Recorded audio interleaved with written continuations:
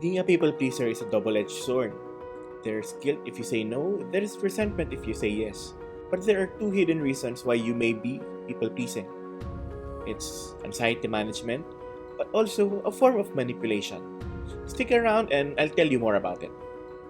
Hey there, it's Fernando here, and I make these videos because you are either having a hard time dealing with yourself or you are trying to be better at serving others. I'm on a mission to introduce or reintroduce compassion for yourself and for others, helping you reach your goals as you lead others to do the same. So, have you been fond of being the savior of the world? Do you have all the answers to people's questions? Have you become the Google that everyone calls if they are lazy to type their questions online? Or are you trying to be the go-to guy for all things everybody needs? If the answer is yes, I think you have a disease to please. Development psychologists say that this is a form of anxiety management or sort of a manipulation, and here's why. Through the years, I have developed a habit of placing my self-worth on the acceptance and validation of others. If you're still here, I apologize in advance if some points may sting as it did for me. It knocked me to the ground when I realized this to be true for me. I learned to play the guitar, edit videos, create websites, design complex databases and systems, learned a lot of apps and software, etc.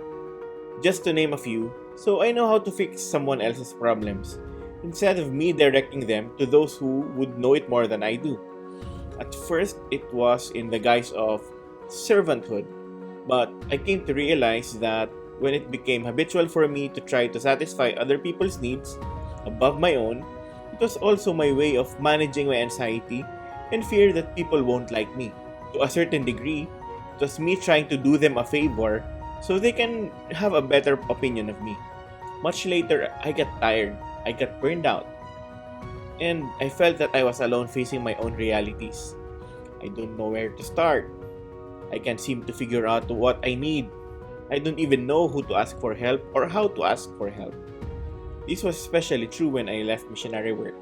The secular world does not acknowledge the expertise and skills you develop as a missionary.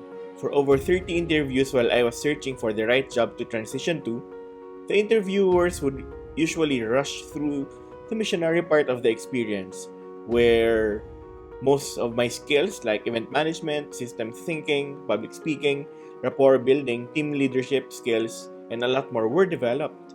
Instead, they spent time asking about the projects I did outside missionary work. I felt insecure. I felt every task was a demand for me to prove myself and my self-worth. This was a huge pill to swallow and more so, difficult one to share on video. But I had to overcome the disease to please. It kept me stuck to the idea of having a potential that I am not really able to realize. My growth was only as fast as the permissions and requests coming from other people, and not by some sort of clarity of vision and design. It's not really helping me improve my skills that I really find happy doing for longer stretches of time. And here's how I did it. I tried to discover who I am, or at least attempted to identify the values that are important to me. Values that pull my heartstrings and would be disheartening for me if compromised. If everything is stripped away from me and I'm left with my own person, what values would be my core? Having my core values figured out had me sort of a meter stick that I used to measure what if the things that I'm doing for myself and for others align with those values. And if faced with resistance, I'd know which task I will persevere for and I know which ones to forgo. Having clarity on the things that's essential and fundamental for me made it easy for me to say no. More on that later. I identified what costed me and the important people in my life if I do something for others. I don't want to sound selfish here. All I'm saying is that when you spend your time and energy addressing other people's concerns, you deny yourself and the people you hold dear the same.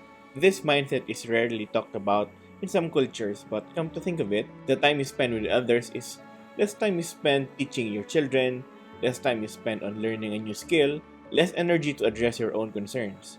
You end up more grumpy at home, distracted when speaking with family and friends, ending up too exhausted and sometimes too needy to serve the people you love. And third, I learned to treat myself with compassion. If this was me years ago, I'd shut down the idea and assert that having faith that God sees me through whatever happens is more than enough. In contrast, other than it being counterproductive, I know I shouldn't be letting God take the responsibility and blame for the hurts and pains that's taking toll from my well-being because of overexerting myself just about for everyone and everything.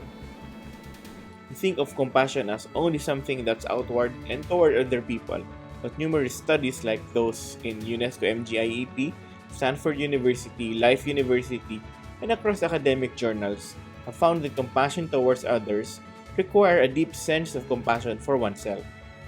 I started setting personal boundaries.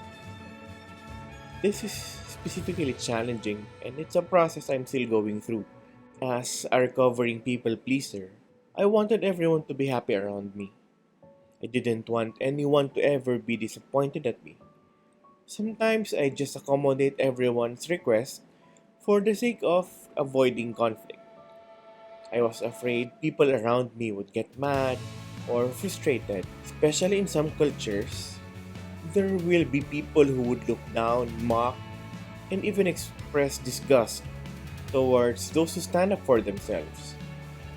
Sometimes they mistake it to being too soft, being too selfish, or put up a label that's this is some kind of a negative effect of social media and whatever.